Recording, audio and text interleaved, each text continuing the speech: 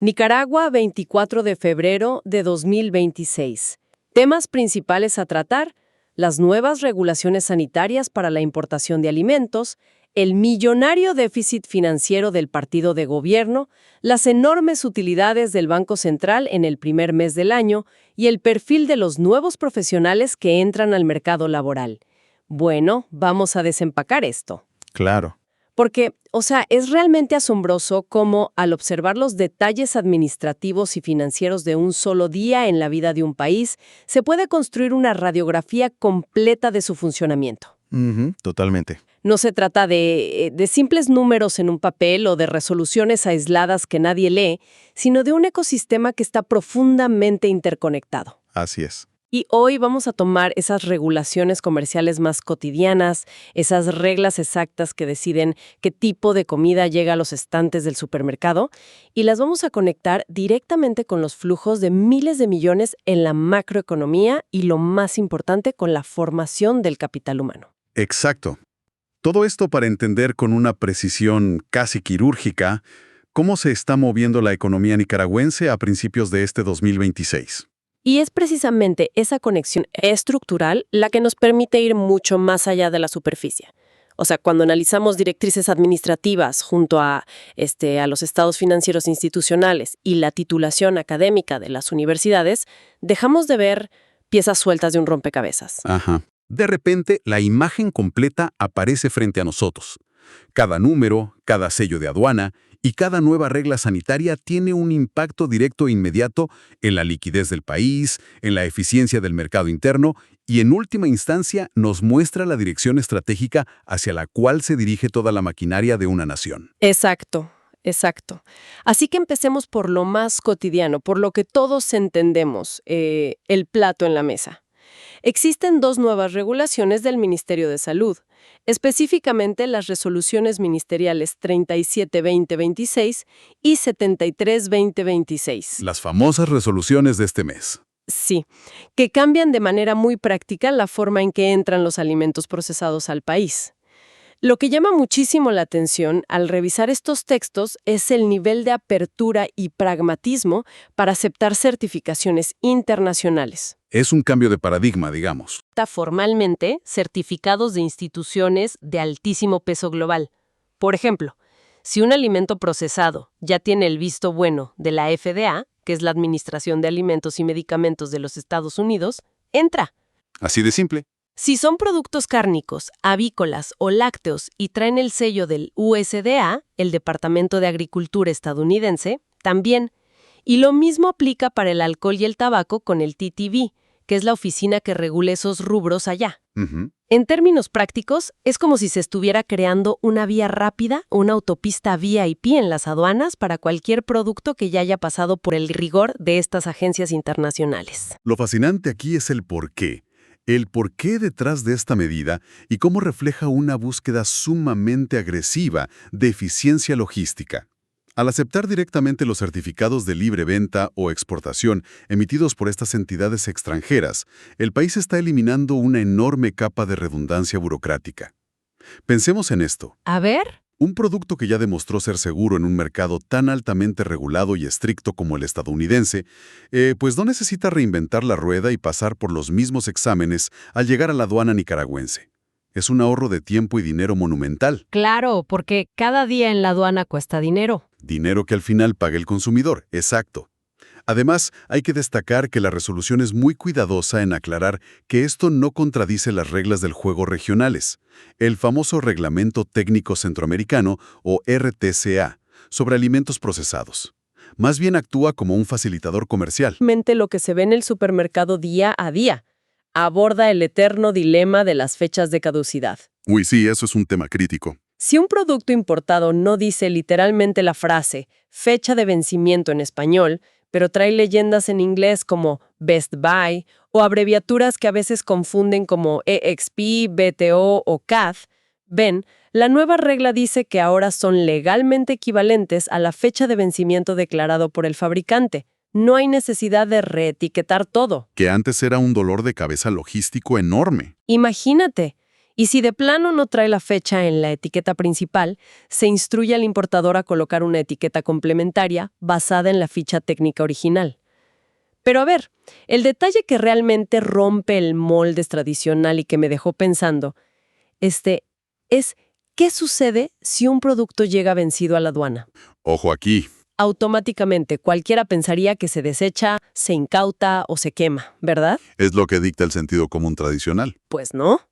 La norma establece que el producto se retira de la comercialización, sí, pero se coordina con el importador un análisis de control de calidad para determinar si aún es apto para el consumo humano. O sea, ¿me estás diciendo que legalmente se abre la puerta para no botar comida que ya pasó su fecha impresa? Sé que suena un poco alarmante al principio, pero ese punto es crucial desde la perspectiva de la optimización de recursos versus la seguridad pública. Hay que entender que la fecha de consumo preferente o best buy muchas veces indica el punto máximo de calidad o sabor, no necesariamente el momento exacto en que el alimento se vuelve tóxico. Claro, el sabor puede cambiar, pero no te va a enfermar. Exacto. Desechar toneladas de alimentos simplemente por un sello temporal, sin evaluar la condición real y bioquímica del producto, representa una pérdida económica masiva. Afecta a los importadores y encarece la cadena de suministro nacional. Al permitir este análisis técnico posterior, bajo estrictos parámetros de laboratorio, se abre una ventana para salvar mercancía que bajo criterios verdaderamente científicos sigue siendo perfectamente consumible. Tiene mucho sentido, si lo ves desde la eficiencia. Así es. Ahora, a la par de esta flexibilidad que suena muy amigable, la Resolución 73/2026 pone un contrapeso administrativo sumamente estricto. Para nacionalizar el producto, el importador necesita presentar un formato oficial y una factura sumamente detallada. No es nada más pasar la frontera ya. No, para nada. No basta con decir, traigo $10,000 en comida. Se exige el desglose microscópico del costo unitario, las presentaciones exactas y, en el caso de materias primas y aditivos, la ficha técnica completa. Es decir, se flexibiliza el ingreso sanitario confiando en estándares internacionales, pero se endurece el control comercial y fiscal en la frontera. Entonces, ¿qué significa todo esto? Ajá. Si por un lado vemos cómo se recortan las cintas rojas y se dinamiza el flujo de bienes de consumo a nivel micro, surge la pregunta lógica de ¿hacia dónde fluyen los grandes capitales a nivel macroeconómico y organizacional dentro del país? Ese es el gran salto. Exacto. Vamos a dar un salto desde las aduanas hacia las finanzas de la política.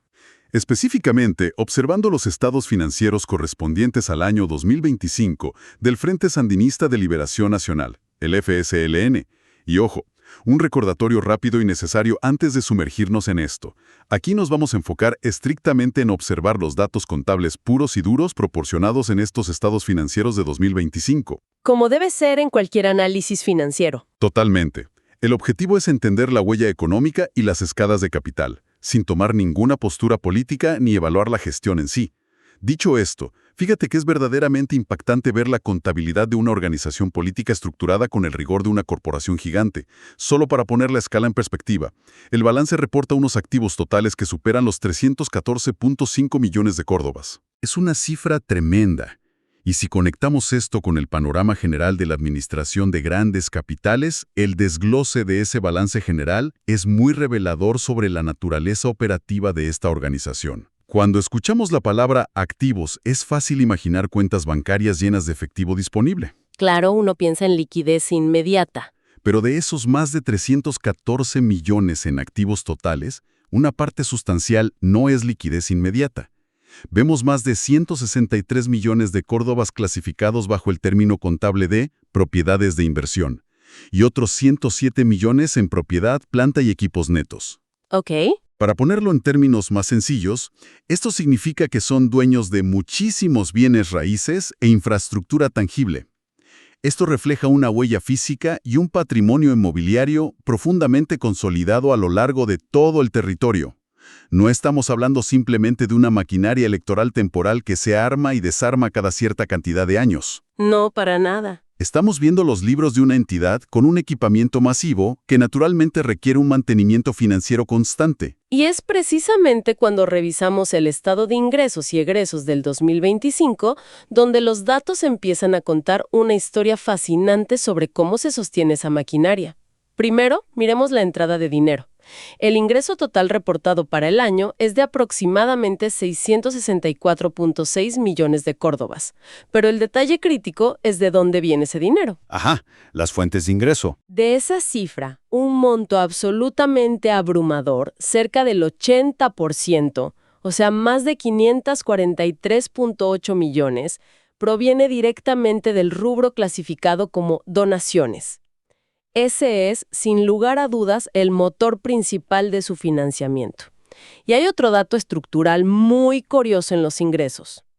Los fondos generados a nivel departamental, que ascienden a unos 60.4 millones, superan a los ingresos reportados por la bancada y nivel central, que rondan los 48.2 millones. Matemáticamente, esto nos está mostrando algo muy particular sobre cómo recaudan. Así es. Esa distribución porcentual sugiere una estructura organizativa con una capacidad de recaudación muy capilar. ¿Cómo así? Es decir, logran captar recursos de manera muy efectiva, desde las bases, desde las provincias y los departamentos, más allá de lo que se pueda generar en la estructura legislativa central en la capital. Sin embargo, para tener la imagen completa, el análisis debe centrarse también en cómo fluye ese capital hacia afuera, en los gastos. Los egresos, claro. Los egresos totales del periodo alcanzaron los 932.8 millones de córdobas. Lo que resulta analíticamente llamativo aquí es la priorización de ese gasto. Cualquiera asumiría que el costo principal de mantener una organización política de este tamaño sería la nómina, el pago a sus trabajadores. Yo hubiera apostado por eso. Muchos lo harían, pero el rubro más grande no fue el gasto de personal, que representó unos 277.7 millones. El rubro verdaderamente colosal fue el catalogado como beneficios sociales, que absorbió más de 397 millones de córdobas. Esto nos indica que una enorme proporción de la caja, de todo ese dinero que entra, está destinada directamente a programas de transferencias, ayudas o asistencia social directa. A ver, saquemos la calculadora un momento, porque aquí la matemática es interesante. Si cruzamos esos ingresos totales de casi 665 millones contra unos egresos impresionantes de casi 933 millones de córdobas, la matemática es implacable. El resultado dejó un déficit acumulado en el ejercicio del año 2025 de más de 268 millones de córdobas. Es un número muy grande para un solo ejercicio. Exacto. Es un flujo de caja operativo donde el gasto social y el mantenimiento de toda esa infraestructura superaron por muchísimo las entradas de dinero, a pesar del enorme volumen que recibieron en donaciones. Es un desbalance operativo enorme para un periodo de solo 12 meses. A simple vista, parece el comportamiento financiero de una fundación filantrópica gigantesca que opera asumiendo pérdidas estratégicas para cumplir su misión social, más que el de una empresa buscando rentabilidad. Es una analogía muy precisa. Un déficit operativo de esa magnitud en los estados financieros requiere, contablemente hablando, absorberse a través del patrimonio acumulado de años anteriores o financiarse por otras vías crediticias para poder mantener la operatividad institucional a ese nivel de gasto tan elevado. Y es aquí donde la perspectiva macroeconómica se vuelve tan interesante.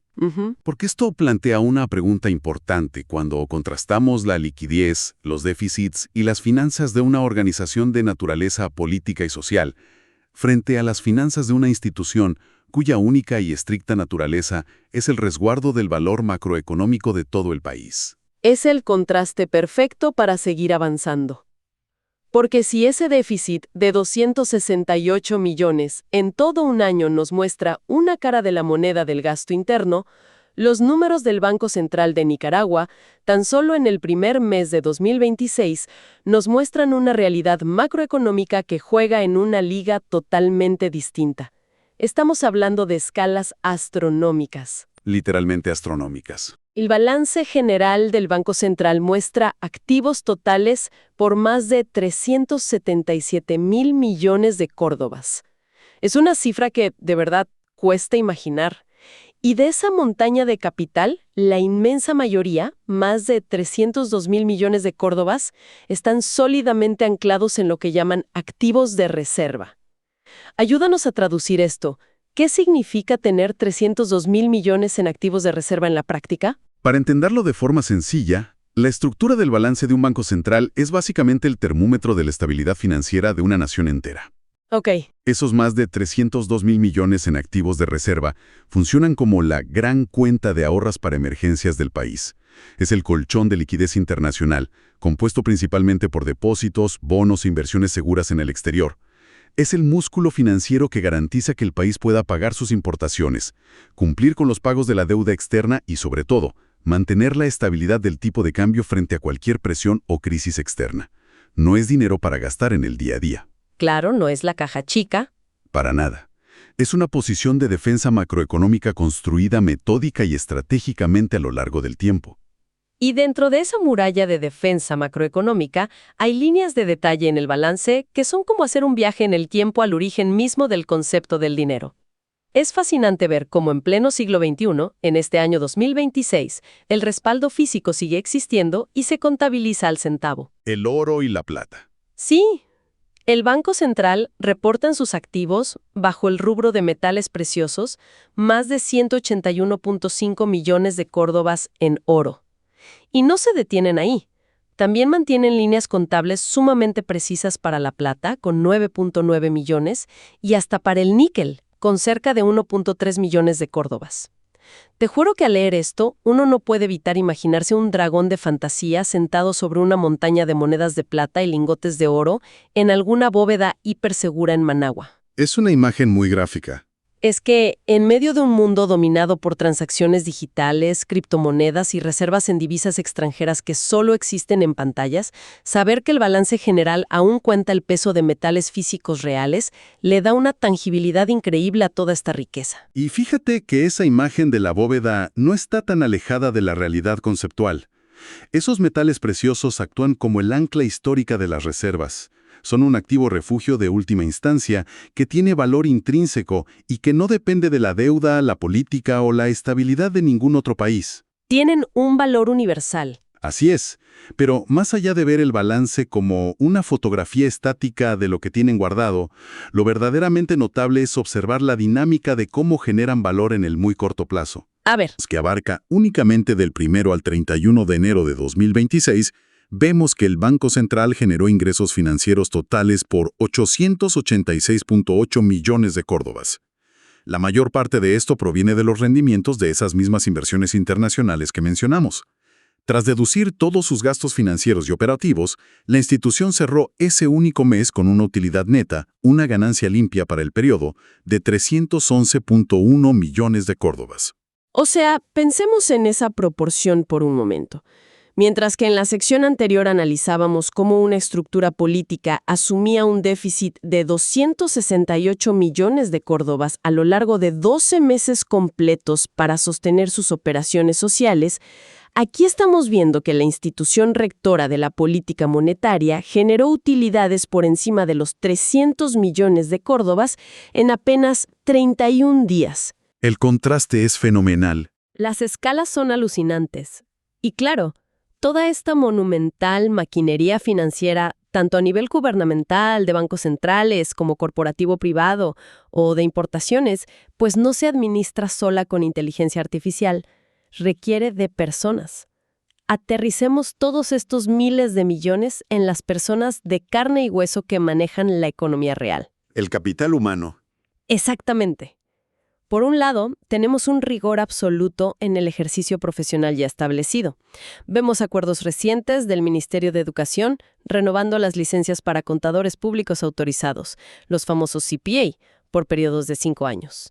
Y no es un trámite ligero, ¿eh? No es sumamente complejo. Casos documentados como el de Carmen Marcela Sequeira y Gonzalo Napoleón Chavarría nos demuestran que mantener la firma que avala estos balances multimillonarios requiere pasar por filtros muy pesados. Requieren demostrar solvencia moral impecable, ser considerados depositarios de fe pública, respaldarse con una fianza financiera del INICER, que es básicamente un seguro estatal por si cometen un error grave, y además contar con la validación rigurosa del Colegio de Contadores Públicos. Es que la figura del contador público autorizado no es un simple tenedor de libros. Es el garante indispensable de la transparencia en cualquier economía moderna. Son, esencialmente, la columna vertebral que asegura que balances colosales como los del Banco Central o los de cualquier corporación reflejen fielmente la realidad patrimonial. Sin esa confianza, el sistema entero colapsa. Totalmente de acuerdo. Y lo más interesante en este punto de nuestro análisis es que este rigor profesional se está alimentando activamente con una nueva ola masiva de talento joven. Al observar el perfil de los egresados de la Universidad Nacional Autónoma de Nicaragua, la UNAM Managua, registrados entre finales de 2024 y todo el ciclo de 2025, se dibuja un mapa clarísimo de cuáles son las verdaderas prioridades del mercado laboral nicaragüense actual. Sí, al repasar las listas y los certificados de inscripción de esos títulos universitarios, salta a la vista un patrón innegable. Hay dos grandes bloques que están recibiendo auténticos ejércitos de graduados. El primero es un bloque con un enfoque sorprendentemente agrario y sostenible. Vemos a múltiples jóvenes provenientes de diversas partes del país recibiendo títulos de licenciatura en turismo sostenible y sobre todo una cantidad sumamente notable de nuevos profesionales titulados como ingenieros en desarrollo rural sostenible. Ese primer patrón es vital para entender el futuro del país. La abundancia de nuevos ingenieros en desarrollo rural nos indica una política educativa que está fuertemente alineada con la vocación productiva histórica de Nicaragua, pero con un giro moderno hacia la sostenibilidad. Ya no es la agricultura de hace 50 años. Para nada. No se trata solo de sembrar por sembrar. Se está capacitando a toda una generación para tecnificar el campo, agregar valor real a las cadenas agrícolas, optimizar recursos y hacer rentables las inmensas zonas rurales bajo criterios ecológicos y científicos. Es una inversión masiva de capital humano directamente en la tierra. Y el segundo gran bloque es, sin lugar a dudas, el músculo financiero y administrativo. La cantidad de nuevos graduados recibiendo sus diplomas en economía agrícola, contaduría pública y finanzas, banca y administración de empresas, así como en mercadotecnia, es apabullante. Es el ejército que va a ir a revisar esos balances que discutimos. Es una retroalimentación perfecta del sistema. Claro. Además, vemos cómo esto se entrelaza con una diversificación muy estratégica en áreas técnicas duras y sociales. Suman titulaciones en ingeniería electrónica, ingeniería civil para infraestructura, enfermería materno-infantil para el sector salud y ramas muy modernas de las ciencias de la educación con mención en innovación e incluso en francés. Todo esto forma un tejido profesional cuidadosamente diseñado para administrar grandes empresas, construir puentes técnicos, literalmente, y modernizar procesos financieros complejos. Así es, y si conectamos esto con el panorama general y sintetizamos todo lo que hemos explorado, lo que revela este conjunto de información del día de hoy es una maquinaria estatal y económica operando de forma paralela en múltiples frentes sincronizados.